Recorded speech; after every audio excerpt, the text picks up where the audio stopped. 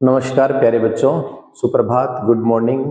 मैं ओम प्रकाश ठाल, आपका विज्ञान गुरु, आप सभी का स्वागत करता हूं पीक इंस्टीट्यूट के इस चैनल पर। पीक इंस्टीट्यूट वो चैनल है जो विज्ञान के लिए समर्पित है। ऐसे बच्चे जो 9वीं से 12वीं में विज्ञान पढ़ते हैं वो इस चैनल पे आकर के ऑनलाइन विज्ञान पढ़ सकते हैं। रोज शाम को 8 बजे मैं लाइव आता हूं और कक्षा 10 के टॉपिक पढ़ा रहा हूं मैं। तो यदि आप कक्षा 10 के विद्यार्थी हैं तो रोज 8 बजे लाइव आ जाइए और मैं जल्दी ही कक्षा 12 के भी पाठ शुरू करूंगा। तो बोर्ड कक्षाएं मैं शाम को पढ़ाता हूं और सुबह मैं पढ़ा रहा हूं कक्षा 9 और कक्षा 11। तो शुरू करें प्यारे बच्चों, कक्षा 9 और कक्षा 11। कक्षा 9 का आज मैं पहला पाठ ले रहा हूं जिसका नाम है हमारे आसपास के पदार्थ। और इस पाठ का मैंने एकदम बड़ा ये 10 मिनट का वीडियो बनाया है जिसके अंदर मैं कह सकता हूं कि एक माइंड मैप है। माइंड मैप का मतलब है सारी चीजें एक ही पेज पे है, फटाफट फटाफट उनके बारे में डिस्कस करेंगे। ये माइंड मैप देखने के बाद में आपको किताब उठानी है और आप उसको देखिएगा कि आपको कितना समझ में आया है। रेडी? चलिए, तो देखिए पाठ का नाम है हमारे आसपास के पदार्थ। और इस हमारे आसपास के पदार्थ के अंदर हम सबसे पहले पढ़ने वाले हैं ठोस, द्रव्य और गैस। हमारे आसपास देखिए, इस वक्त मैं एक कमरे में हूँ जहाँ पर एक मोबाइल स्टैंड है, मोबाइल है, बोर्ड है, कुछ टेबल कुर्सियां हैं, दीवारें हैं, लाइटें हैं, पंखे हैं। तो ये हमारे आसपास के पदार्थ हैं।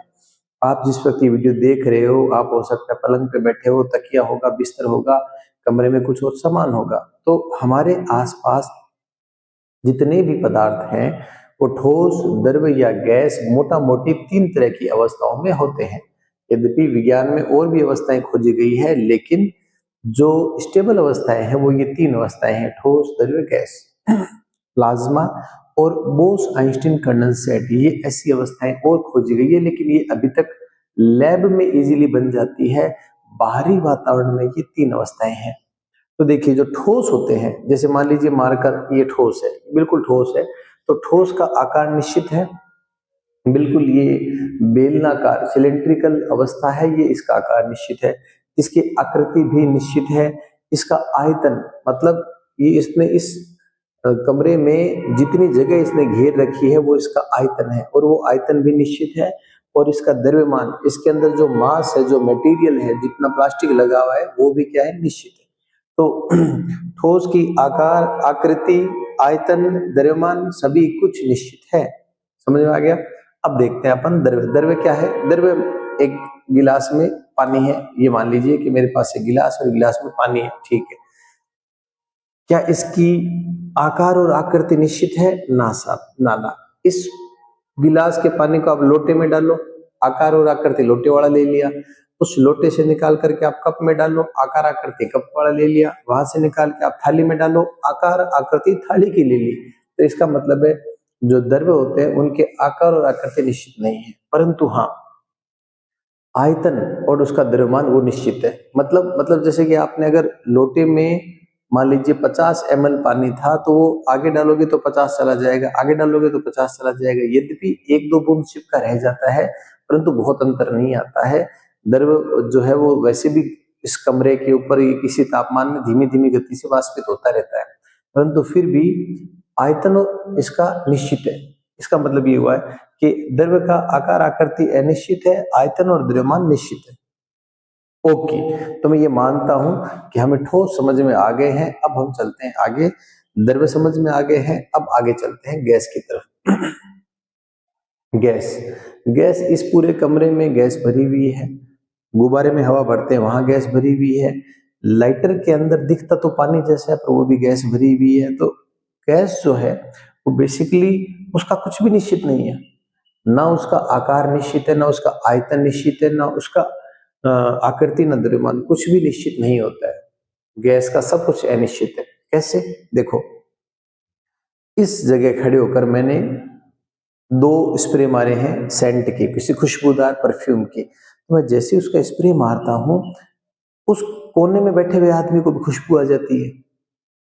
या मम्मी किचन के अंदर खीर पूड़ी हलवा बना रही, और जैसे ही हलवा की खुशबू आती है, 3 कमरे दूर से भाग के चिंटू आता है, अरे मम्मी क्या बन रहा है, खुशबू आ रही है। ये खुशबू वहां तक कैसे पहुंची? बेसिकली भोजन की घी में सिकने की वजह से खुशबू पैदा हुई है और वो गैस है, और वो गैस वहां तक पहुंच गई है।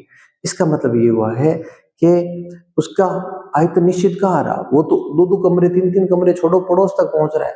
और पड़ोसियों के घर में क्या पकता है, जैसे शादियों का सीजन होता है और मैं स्कूल में पढ़ाता हूँ, तो अगर कहीं पास में कहीं कोई मिठाई बन रही होती है तो बच्चे कह रहे हैं सर आस पास कहीं हलवा बन रहा है।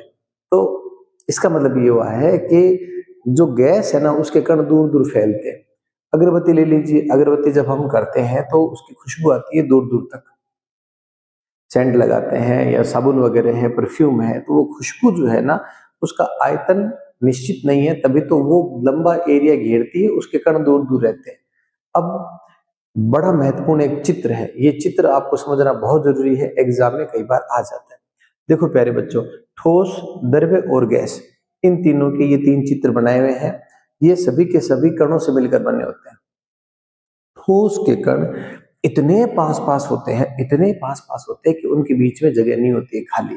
आप देख सकते हो, ठीक है, नाम मात्र की है जगह। जैसे कुछ, जैसे ईंट है, वो एक ठोस है, आप उसमें पानी डालोगे तो पानी उसके अंदर चला जाएगा, वो काफी देर तक पानी चूस लेगी। एक चौक है, ठोस है, पानी डालोगे तो पानी चूस लेगी, तो उसके बीच में थोड़ी बहुत जगह हो सकती है, परंतु सभी ठोस में ऐसा नहीं होता है। एक लोहे की, अगर मान लीजिए ईंट है, तो उस लोहे की ईंट पर आप पानी डालोगे, पानी नहीं चूसेगी। तो ठोस जो है वो इतने ज्यादा टाइटली पैक होते हैं कि उनके बीच में स्थान नहीं होता है या ना के बराबर होता है। जो द्रव द्रव है, लिक्विड जो है, उसके बीच में ठीक ठाक स्पेस होता है, और उनके कण जो है वो मध्यम दूरी पे होते हैं। इससे तो ज्यादा दूरी पर हो सकते हैं, और उसकी तुलना में टाइटली पैक होते हैं। गैस की तुलना में, तो अगर आप जब लिखो तो आपको लिखना है कि जो द्रव है उसके कण ठोस की तुलना में दूर दूर है और गैस की तुलना में पास पास है। इसका मतलब है जो द्रव होता है उसके कणों के बीच में जगह होती है। हाँ, तो हम कैसे साबित करें? देखो प्यारे बच्चों, एक गिलास पानी लिया है, उसमें हमने एक चम्मच नमक घोल दिया। जैसे ही आप चम्मच हिलाओगे, नमक गायब, नमक पूरी तरह गायब हो जाएगा। फिर 2 चम्मच, फिर 3 चम्मच, फिर 4 चम्मच, आप पाओगे कि लगभग 7-8 चम्मच डालने के बाद में भी नमक उसमें घुलता जा रहा है। भाई ये नमक जा कहाँ रहा है? इतना नमक हमने डाल दिया है। वास्तव में पानी के कणों के बीच में जो स्थान होता है ना, नमक उन खाली स्थानों में छुपता रहता है। जब तक ये स्थान भरता नहीं है तब तक नमक चलता रहता है, भरता रहता है, भरता रहता है। एक टाइम के बाद में जब ये स्थान भर जाते हैं, तब वो नमक घुलना बंद हो जाता है और नीचे नीचे घूमता रहता है। इसे कहते हैं सैचुरेटेड सॉल्यूशन। मैं हिंदी में बता देता हूँ, संतृप्त विलयन। तो मैंने बहुत महत्वपूर्ण कंसेप्ट दे दिया है, आपको एग्जाम में पूछा जा सकता है कि संतृप्त विलयन क्या होते हैं। संतृप्त विलयन का मतलब है जब हम द्रव के अंदर कोई पदार्थ मिलाना शुरू करते हैं जो कि घुल जाता है, विलयशील पदार्थ मिलाते हैं, जैसे नमक है, चीनी है आदि। तो शुरू में तो द्रव असंतृप्त होता है, लेकिन जैसे जैसे आप उसमें मिलाते जाओगे वो संतृप्त होता जाएगा, और एक टाइम के बाद में पूरी तरह संतृप्त हो जाएगा, और उसके बाद में उसमें कोई भी चीज और नहीं घुल पाएगी। तो मैं आशा करता हूं कि आपको ये समझ में आ गए। और गैस के कण देख लीजिए कितने दूर दूर है। उनकी गतिज ऊर्जा ज्यादा होती है, और बेसिकली एक दूसरे से दूर जाते ही रहते हैं, जाते ही रहते हैं, जाते ही रहते हैं। इसी वजह से दूर दूर के कणों तक भी जैसे मान लीजिए कोई चीज हम जलाते हैं, हमने कागज जलाया या लकड़ी जलाई, तो होता क्या है कि धुआं आसमान में जाता है और दूर दूर जाता रहता है। शुरू में वो धुआं हमें क्लाउड के रूप में ज्यादा दिखता है, एक टाइम के बाद में धुआं हल्का पड़ता रहता है, गायब हो जाता है। तो मेरे प्यारे बच्चों, ये ही है ठोस द्रव्य गैस की बेसिक संकल्पना। अब मैं आगे चलता हूं। देखो, तापमान से अवस्था में परिवर्तन हो जाता है क्या? अगर आप किसी चीज को गर्म करो तो क्या वो ठोस से द्रव या द्रव से गैस बन सकता है क्या? या ठंडा करो तो वापस रिवर्स हो सकता है क्या? तो बड़ा एकदम सिंपल सा एग्जांपल ले रहा हूं, बर्फ का। अगर आप बर्फ को तवे पे रख के नीचे गैस चालू कर दोगे, थोड़ी देर में आप पाओगे कि सारा का सारा बर्फ पानी बन गया है। हाँ या ना? इसका मतलब है ठोस से आपने द्रव बना लिया। और गर्म करोगे 10 से 15 मिनट बाद तो तवे पे छम छम बनने लग जाएगा, सारा पानी भाप बनने लग जाएगा और आप ये पाओगे कि काफी देर गर्म करने के बाद सारा पानी भाप बन गया। तो साहब बिल्कुल तापमान बढ़ाने पर इनके कणों की दूरी बढ़ती जाती है और धीरे धीरे जब कणों की दूरी बढ़ेगी तो ठोस से द्रव बन जाएगा और बढ़ेगी तो द्रव से भी गैस बन जाएगा। तापमान बढ़ाने के साथ साथ में ये सीक्वेंस ऐसे चलता है। तापमान जब घटाओगे तो सीक्वेंस ऐसे चलेगा, मतलब भाप को आप ठंडा करो पानी बन जाएगा, पानी को और ठंडा करो बर्फ बन जाएगा। प्यारे बच्चों बहुत इजी है, ये ज्यादा कोई कंफ्यूजन वाला है ही नहीं। बस आप रोजमर्रा के जो बेसिक एग्जांपल है ना वो ध्यान में रखो। तो ठोस द्रव्य गैस, गैस द्रव्य ठोस, एक दूसरे में इंटरचेंज समझ में आ गया। देखो ठोस को जब आप गर्म करते हो तो वह दूर जाने लगते हैं, कण एक दूसरे से दूर जाएंगे, गतिज ऊर्जा बढ़ेगी उनकी तो वो पिघलना शुरू हो जाएगा। जिस तापमान पर कोई ठोस मेल्ट हो जाता है, पिघल जाता है, उसे कहा जाता है मेल्टिंग पॉइंट। हिंदी में कहते हैं गलन अंक, जोड़ दो तो गलनांक, संधि हो जाएगी गलनांक। अब मेरे प्यारे बच्चों जल जो है उसका गलनांक होता है 0 डिग्री सेल्सियस। इसका मतलब है कि -1 पर वो बर्फ है, 0 डिग्री होते ही वो बर्फ से पानी बनना शुरू हो जाता है। अब उसको गर्म करो गर्म करो गर्म करो, जब वो तापमान 100 डिग्री सेल्सियस पहुंच जाएगा तो सारा का सारा पानी, क्योंकि 0 डिग्री पे वो पानी बन गया था, वो 100 डिग्री पे भाप बनना शुरू हो जाएगा। तो ये इसका बॉइलिंग पॉइंट है 100 डिग्री सेल्सियस। नमक जो होता है, पहले घी देख लेते चलो। हाँ, घी जो है इसका मेल्टिंग पॉइंट होता है 28 डिग्री सेल्सियस, यानी कि कमरे का तापमान मान लीजिए। सर्दियों में तो घी एकदम सॉलिड रहता है, ठसा हुआ सफेद पीले कलर का, लेकिन गर्मियों में वो पिघला हुआ रहता है पानी और तेल जैसा। तो ये जो घी का मेल्टिंग पॉइंट है वो 28 डिग्री। अब डिपेंड करता है वो घी किसका है, गाय का है भैंस का है, क्योंकि गाय खाती क्या है, अभी इन दिनों हरा चारा खा रही है सूखा खा रही है, उसका भी फर्क पड़ता है जो घी निकलता है वो। इसलिए किताब में इसको 28 से 40 डिग्री दे रखा है, मतलब 28 से 40 के बीच में ये वेरिएशन करता रहता है। अच्छा, बॉइलिंग पॉइंट जो है वो कितना है, घी को जब आप गर्म करोगे तो 250 डिग्री सेल्सियस के तापमान पर ये उबल जाता है। ठीक है, अब बात करते हैं अपन नमक की। नमक का है मेल्टिंग पॉइंट 801 डिग्री सेल्सियस, तो बहुत ज्यादा है। अरे भाई साहब बहुत ज्यादा है। और इसका भाप बनने का टेम्परेचर है 1400 डिग्री सेल्सियस। इस तापमान पे तो साहब लोहा पिघल जाए। तो ये तो बहुत ज्यादा, इसीलिए नमक का जो बॉइलिंग पॉइंट है वो इतना ज्यादा है, इतना ज्यादा है कि आपको बहुत संभव नहीं है कि आप किचन में तो इतना गर्म कर पाओ, इसके लिए आपको बड़ी मशीनें चाहिएगी। आपको एक बात बताऊं, एग्जाम में कभी आपसे ट्रिक से पूछ ले कि प्यारे बच्चों नमक और मान लीजिए कि नौसादर कह दीजिए, फिटकरी कह दीजिए, अगर आपस में मिल जाते हैं, नमक और नौसादर आपस में मिल जाते हैं और दोनों एक जैसे दिखते हैं, तो इनको अलग कैसे करेंगे? तो अलग करने के लिए कुछ नहीं करना, नमक नौसादर वाले को आप गर्म करना शुरू करें, क्योंकि नौसादर का बॉइलिंग पॉइंट कम है, वो 100 डिग्री के आसपास उबल जाएगा तो उसका बॉइलिंग पॉइंट कम है। जैसे ही वो गर्म करना शुरू करोगे सारा नौसादर जो है वो उड़ जाएगा, पीछे नमक ही बचेगा, नौसादर नहीं बचेगा, अमोनियम क्लोराइड भी उड़ जाएगा। तो एग्जाम में कई बार आ जाता है कि इनको अलग अलग कैसे करेंगे। जिसका बॉइलिंग पॉइंट कम है वो पहले बॉइल हो जाएगा, जिसका बहुत ज्यादा है, क्योंकि 1400 तक पहुंचना तो मुश्किल है, वो पूरा का पूरा नमक बच जाएगा।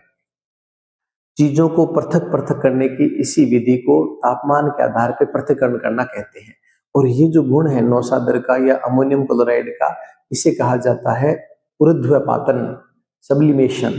ठीक है बच्चों, तो इस प्रकार से शराब पे आ जाते हैं। शराब का जो मेल्टिंग पॉइंट है वो होता है -114, 114, वो भी माइनस में। तो ये तो बहुत ज्यादा ठंडा है भाई साहब। मतलब शराब को अगर आप बर्फ बनाना चाहो तो आपको बहुत ज्यादा ठंडा करना पड़ेगा, -114 डिग्री में रखना पड़ेगा। यही कारण है कि पहाड़ी इलाकों में, ठंडे इलाकों में फौजी भाई अपने साथ शराब रखते हैं। पानी तो वहां बर्फ बन जाएगा, तो पानी से तो प्यास बुझ ही नहीं सकती है। शराब बॉडी को भी गर्म रखती है और ये पानी की तरह लिक्विड रहती है ये। तो वैसे शराब पीना गलत है, परंतु अगर जियोग्राफिकल तरीके से कोई अगर रिक्वायरमेंट पूरी हो रही है तो इसको हमने साइंस का यूज किया है। मैं इस प्लेटफॉर्म पे रहकर ये तो नहीं कहूंगा कि शराब पियो, बिल्कुल ये सही नहीं है, परंतु हाँ जो चल रही है, जहां का लॉजिक है, मैंने वो आपके सामने कारण बता दिया। शराब का बॉइलिंग पॉइंट है 78 डिग्री सेल्सियस।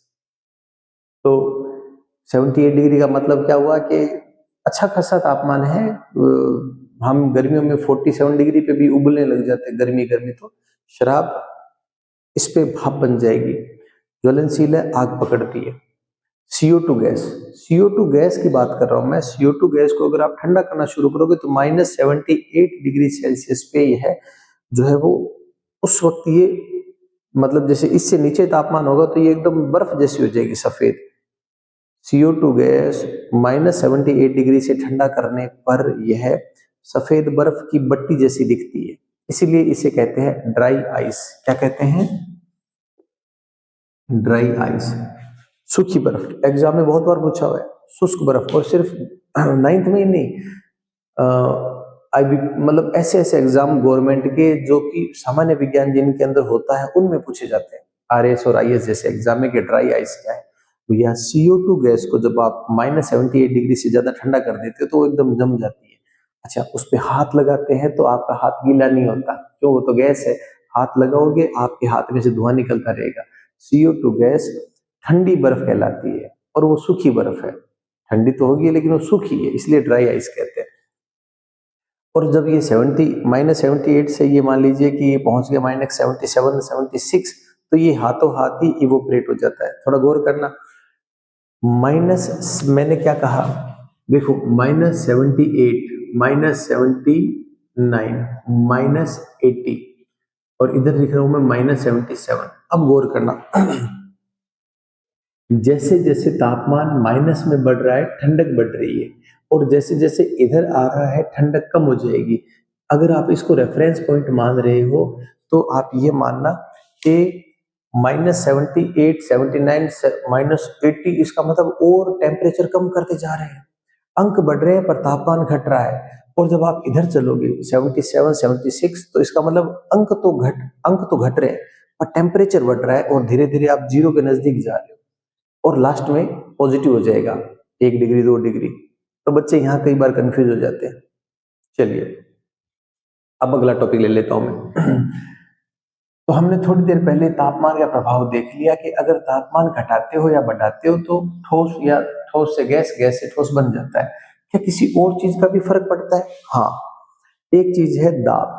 दाब यानी कि प्रेशर, उसका भी फर्क पड़ता है। अगर आप, ये एक पिस्टन है, मतलब एक उपकरण है, जिसे इंजेक्शन होता है, डॉक्टर इंजेक्शन लगाता है तो उसकी सुई को हम निकाल दिया और आगे अंगूठा लगा के हम दबाव लगाते हैं, तो काफी देर तक वो दबता जाता है। एक टाइम के बाद फिर वो दबना बंद हो जाता है, क्योंकि हम में इतनी ताकत नहीं है कि हम उसको पूरा पिंच कर दें। पर हाँ, हाइड्रोलिक प्रेशर और मशीनें ऐसी होती है जो कि गैस को बहुत उच्च प्रेशर लगाती है, तो वो गैस जो है वो दाब लगाने पर लिक्विड बन जाता है।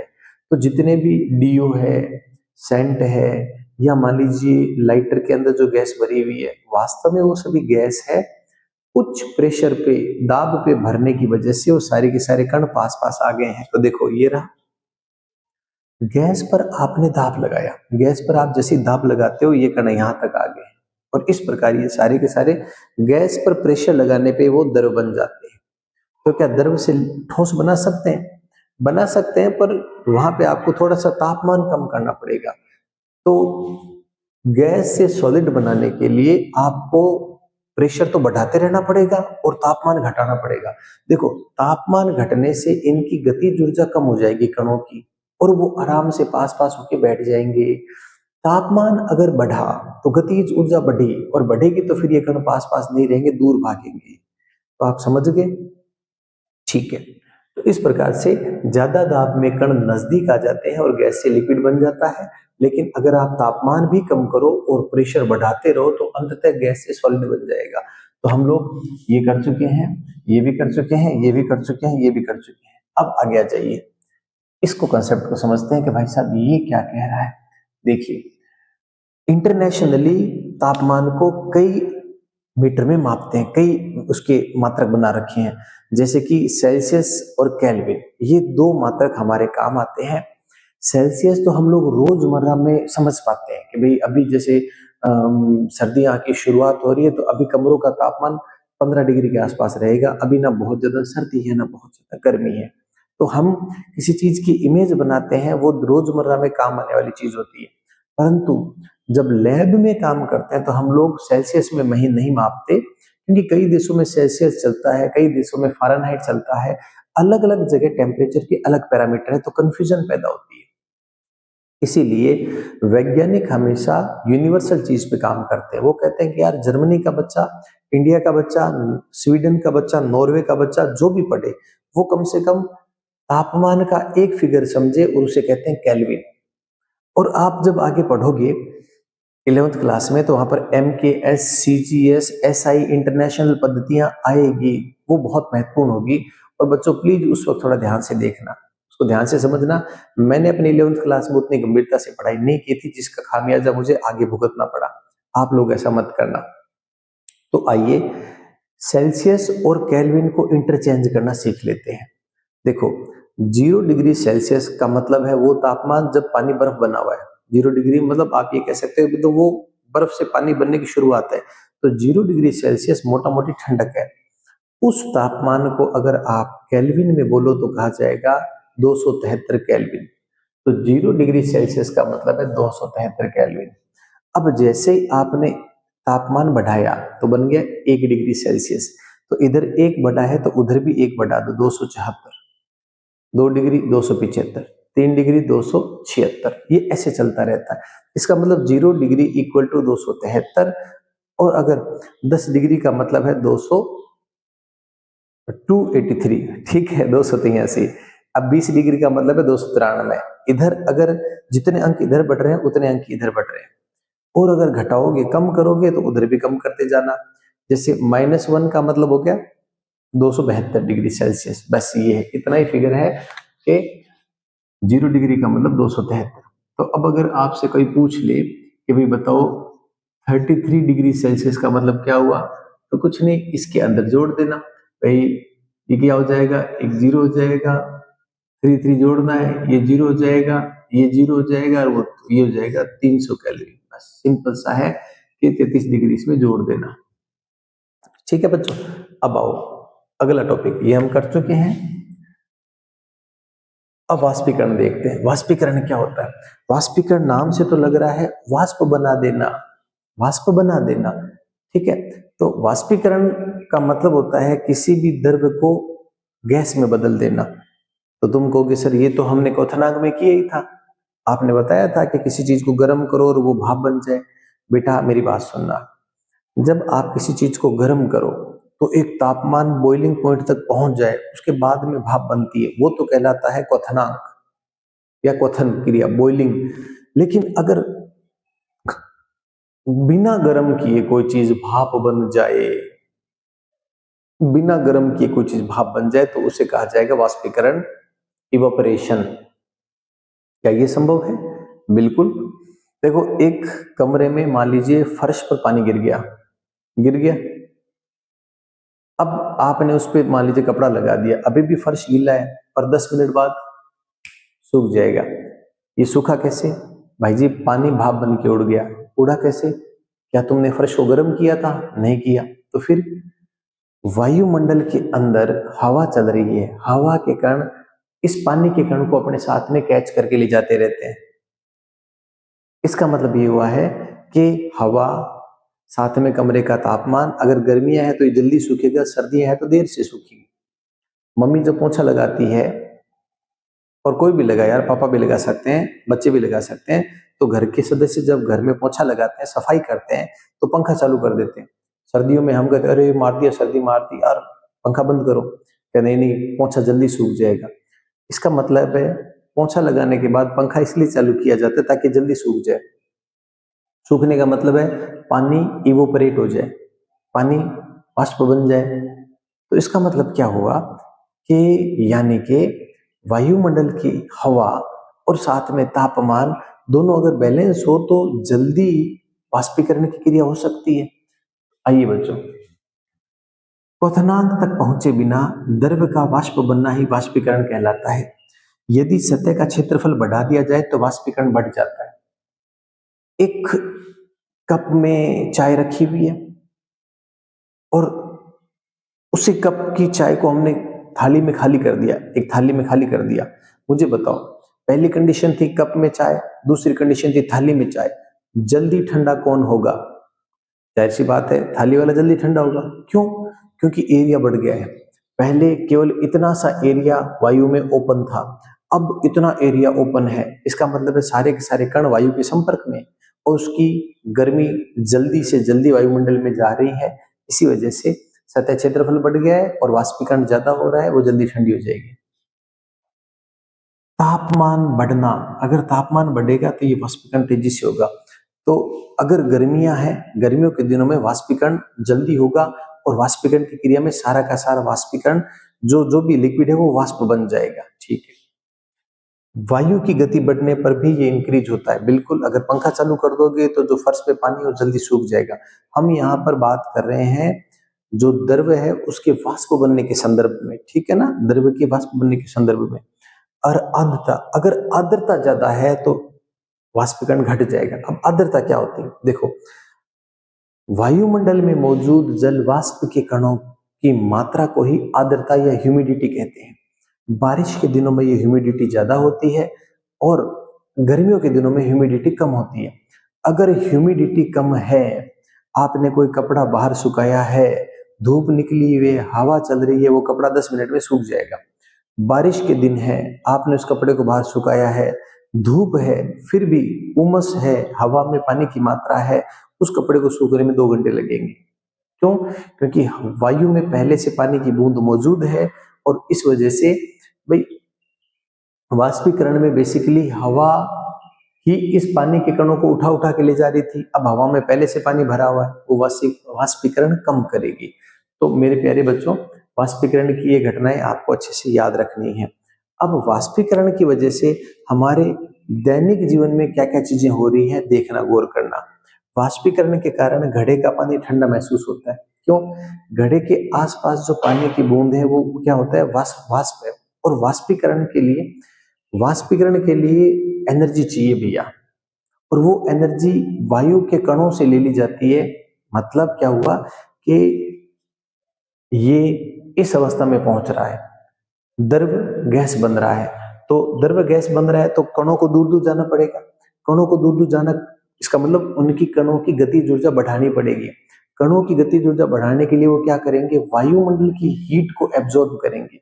वायुमंडल की हीट को एब्जॉर्ब करके खुद की दूरी बढ़ाएंगे। द्रव गैस बनने के लिए वायुमंडल की गर्मी को एब्जॉर्ब कर लेगा और तब जाके वो गैस बनेगा। तो अल्टीमेटली क्या हुआ? वायुमंडल की गर्मी कम हो गई तो वहां पर क्या पैदा हो जाएगी? ठंडक। तो घड़े के आसपास ठंडक रहती है, उसका पानी भी ठंडा है, उसके आसपास भी ठंडक है। कूलर से हवा ठंडी आ रही है क्योंकि वाष्पीकरण ज्यादा है और द्रव गैस बनने के लिए वायुमंडल की हीट एब्जॉर्ब कर रहा है। पेट्रोल को या नेल पॉलिश रिमूवर को, एसीटोन को हाथ पे रगड़ो तो ठंडक महसूस होती है। क्यों? क्योंकि वो द्रव से गैस बन रहा है और वो आसपास की हीट एब्जॉर्ब कर रहा है। चाय की चाय प्याले में जल्दी ठंडी होती है कप की बजाय, ये समझ चुके हैं। सूती कपड़े ठंडक देते हैं। तो गर्मियों में जब हम सूती कपड़े पहन लेते हैं तो सूती कपड़े पसीने को एब्जॉर्ब करते हैं। पसीना सतह पे होता है, हवा चलती है और पसीने की बूंदें उड़ती रहती है और इससे आसपास ठंडक हो जाती है। इसी वजह से सूती कपड़े ठंडक देते हैं। तो मेरे प्यारे बच्चों, इस तरीके से आपका ये चैप्टर 99% पूरा हुआ। ज्ञान अथाह है। आपके अगर कोई सवाल है तो आप कमेंट बॉक्स में छोड़ें और मैं कोशिश करूंगा कि मैं जल्दी से जल्दी लाइव आ सकूं। मैं ज्यादा लाइव आऊंगा तो आप लाइव पढ़ सकते हो। इसी के साथ बच्चों, तैयारी कीजिए, आपकी हाफ ईयरली के नवंबर के महीने में ही है। शुभकामनाएं।